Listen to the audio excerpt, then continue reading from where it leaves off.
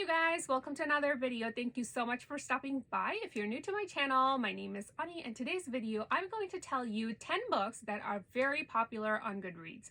Of course, these are not going to be all the books or the ones you may see, but the ones that I have seen so far. That is the reason for my title of 10 books. I just picked 10 books that I think is very popular. So here's the list. The first book I have on my list is The Paris Apartment by Lucy Foley. This book is about Jess, who is struggling with life and of course, with finance. So she decides to quit her job and go stay with her brother at his apartment in Paris. Of course, her brother is not too enthusiastic about her proposal. However, he says that yes, she can come and stay at his apartment. But when she arrives, her brother is nowhere to be found. The sketchy neighbor seems to know something, but not saying a word. Of course, this is a mystery thriller, and it was, like I said, was released earlier this year. You can't be in here. You're too big for this space. You're too big for this space. Okay, you gotta go out there. You'll be fine. You can't go out right now. Okay, then you have to sit and no talking. If you hear clicking, that's my dog. He's just, for some reason, both of them, they don't want to sit, out there. They want to be in here. Sitting right there. So anyway, the next book on my list is The Maid by Nita Prose. So this book is about a 25-year-old young woman who struggles with social skills and of course misinterpretation of others, which her grandma used to help her with. However, Gran passes and she is learning to cope with everything, the life, itself. She is the maid at the Regency Grand Hotel, where one day she finds a dead man on the bed, who happens to be an infamous wealthy man named Charles Black. Of course, she's the lead suspect in this murder, but with the help of her friend, they're going to find out who the real killer is. This book is a pick of Good Morning America, and it is a cozy mystery, which sounds delightful. I actually have been on my library waiting list for a while, so hopefully I can get to this book fairly soon. The next book I have on my list is The Things We Never Got Over by Lucy Score. When I read the first or maybe the second sentence of the blurb, it just got my attention. Let me just read that to you. She was riding to the rescue of her estranged twin to Nakamud, Virginia, a rough round-the-edges town where disputes are settled the old-fashioned way, with fists and beer, usually in that order. That sentence got my attention, and I purely wanted to pick this book up because of that, because that kind of sounds comical to me. So yeah. So when Naomi comes over to help her twin sister, her sister take off with Naomi's car and her cash, leaving behind her 11-year-old daughter to Naomi.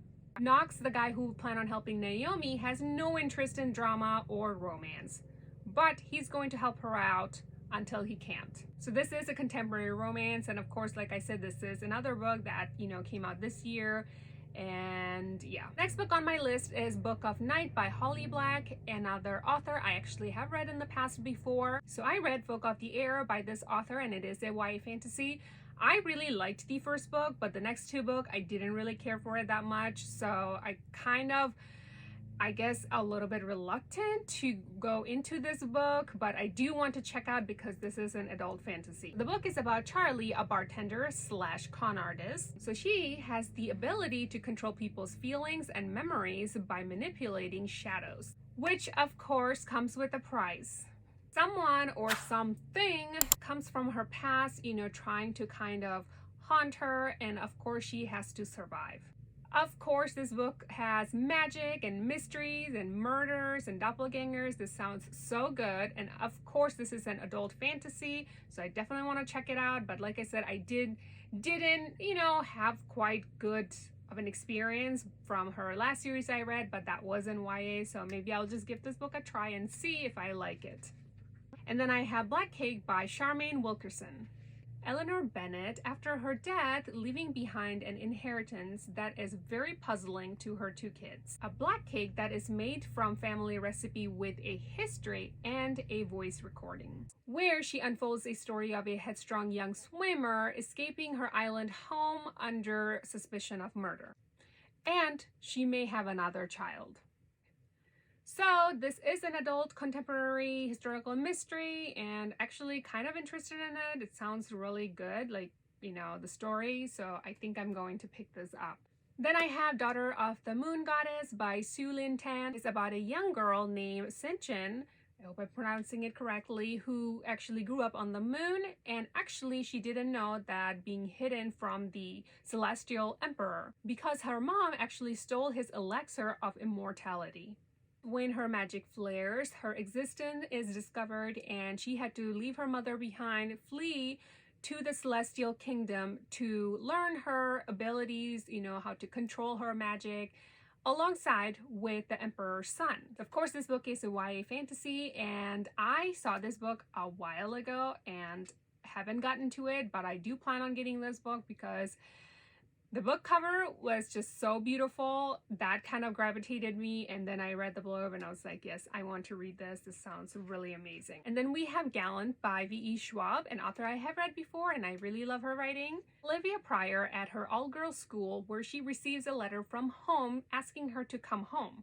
When she arrives at Gallant, her home, she realizes that no one was actually expecting her. Later, Olivia finds out that she actually has the ability to travel through a wall to the parallel world of Gallant.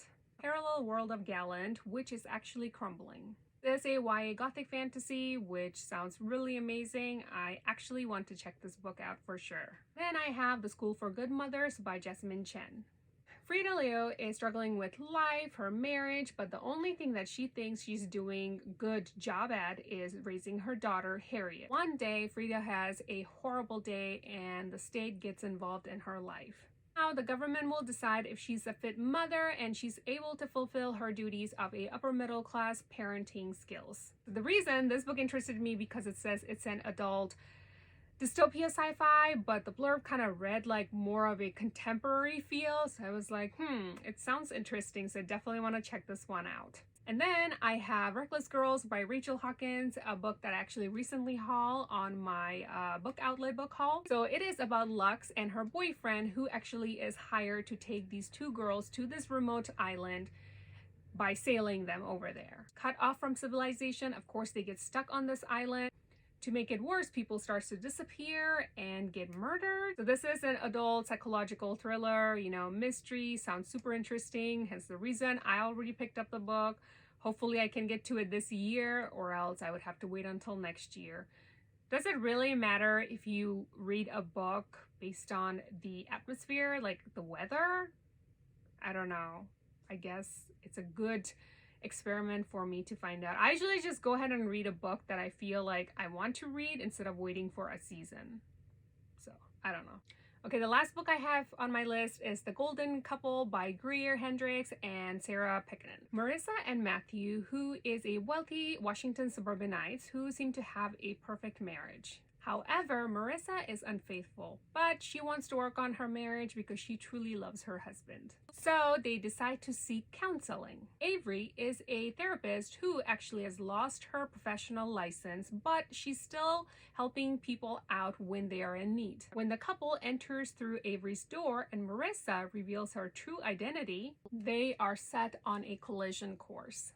This made me think, I wonder if Marissa ever had a physical relationship with Avery.